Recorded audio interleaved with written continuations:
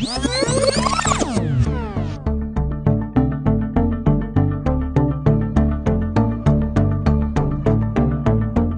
intellektin və sosial medianın həyatımızın ayrılmaz hissəsinə çevrildiyi bir dövrdə uşaqların ekran qarşısında keçirdiyi vaxt da sürətlə artır. Respublika Uşaq Klinik Xəstəxanasının statistikasına görə son 3 ildə ekran vaxtı ilə bağlı psixoloji müraciətlərin sayı 4,7 dəfə artıb. Maraqlıdır, uşaqlar gün ərzində telefondan nə qədər müddət istifadə edirlər? Telefondan ümumiyyətlə gündəlik nə qədər istifadə edirsiniz? 4-5 saat bəlkə də. Nə üçün istifadə edirsiniz? Ziyanlı olduğunu belə-belə ancaq doom scrolling eləyirəm. Yəni sosial mediada scroll eləmək üçün hardasa çalışıram ki, az vaxt ayırım. 40 dəqiqə, yarım saat belə. Gün ərzində neçə saat? Belə bir azı 6 saat, 7 saat belə.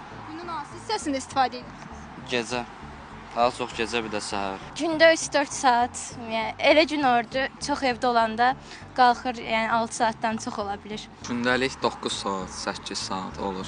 Araşdırmalara görə uşaqların 58%-i ailəsi ilə birgə nahar zamanı masada oturarkən telefona baxır. Valideynlərin övladları ilə keyfiyyətli ünsiyyət qurması isə son 5 ildə 44% azalıb. ya özümdən nə qədər istəsəm də qırağa qoyum, başqa şeylərlə məşğul olum, alındırmır. Artıq elə bir özünü asılı eləyib məni. Nə üçün istifadə edirsiniz? Instagramdır. Daha çox Instagramda. Bu sizin dərslərinizə mane olur. Yox, olmur. Dünən 8 saat olub. Bu gün də 3 saat. Daha çox nəyə sərf olunur? Daha çox Instagram, WhatsApp.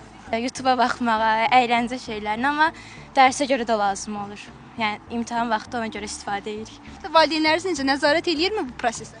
Bəli, gördülər ki, çox baxırıq, onda artıq limit qoyurlar. Lazım onda telefonu əlimizdən alırlar. Bu gün 42 dəqiqədir, günümün çoxu məktəbdə keçib deyə. Bu gün TikTokdan daha çox. Nə qədər müddət? 20 dəqiqə TikTokdan istifadə eləmişəm. Qalanlarda yəni əlaqə üçün. Müasir dövrü nəzərə alsaq, telefon hamımızın həyatının bir hissəsidir. Ona görə ailəmlə və yaxud dostlarımla əlaqə saxlamaq üçün və yaxud dərslərimdə istifadə edirəm. Biz baxa bilərik nə qədər siz gün ərzində telefondan istifadə edirsiniz? Təəssüf ki, baxa bilməyəcəksiniz, çünki məndə valideyn nəzarəti var deyə görünmür. Evdə olanda dərslərimlə məşğul oluram daha çox. Ona görə süni intellektdən də istifadə edirlər axı. TikTokdan daha çox istifadəm 27%, bir də WhatsApp. Gün ərzində neçə faizdir? Gün ərzində TikTok 4 saat, WhatsApp da 2 saat. Elə valideynlər də uşaqların telefon asılılığından narazıdırlar. Onlar hesab edirlər ki, uşaqların telefondan istifadəsinə nəzarət edilməli, xüsusilə kiçik yaşlarda müəyyən məhdudiyyətlər tətbiq olunmalıdır. Çoxsu Instagram ya TikTok belə sosial şəbəkələrdən istifadə edirlər, bildiyim qədərilə. Belə qardaşım uşaqları çox vaxt cizgi filmlərinə baxır YouTube kanalından. Neçə yaşlar var? Birinin 5 yaşı var, birinin 6. Balacalar çox istifadə eləyir. 2 saat, 3 saat baxan vaxtları olur. Var ki, valideynlər 1 saatdan artıq vermir. Var ki, qətiyyən heç telefon göstərmir heç birinə. Bu da var. Siz ümumiyyətlə bu nəzarət yetərlidirmi uşaqları telefondan uzaq tutmağa?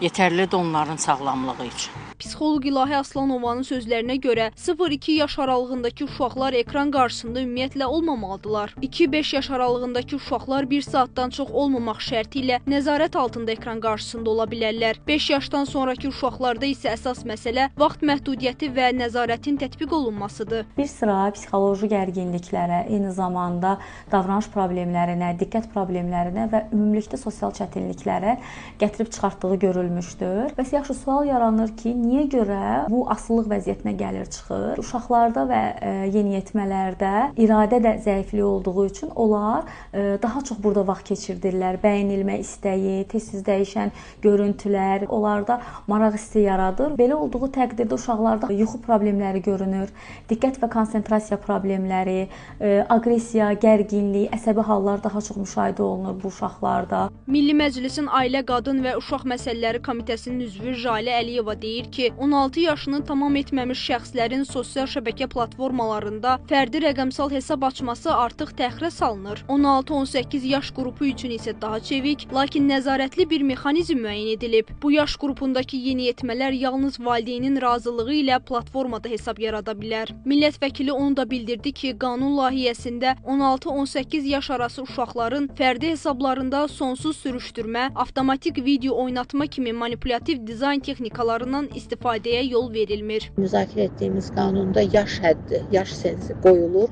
16 yaşa qədər uşaqların müəyyən internet deyək ki, proqramları var ki, ondan istifadəsi qadağan olacaq. Bu müzakirələrdən də görünən o idi ki, təkcə qadağayla da məsələ bitmir. Mütləq və mütləq məktəblərdə sinifdən kənar dərs kimi və yaxud həftədə 1 saat dərs kimi uşaqlara bu nəyin pis, nəyin yaxşı olduğu tədris edilsin. Qeyd edək ki, məktəblərdə TikToka çıxış da bloklanıb. Bu Milli Məclisin qanun layihəsinin müzakirəsində öz əksini tapıb. Ümumilikdə 200-dən çox təhlükəli mövzulara məhdudiyyət tətbiq olunub. Firuzə Məlikzadə, Cəfər Qasımov, Xəbər Ertəsi.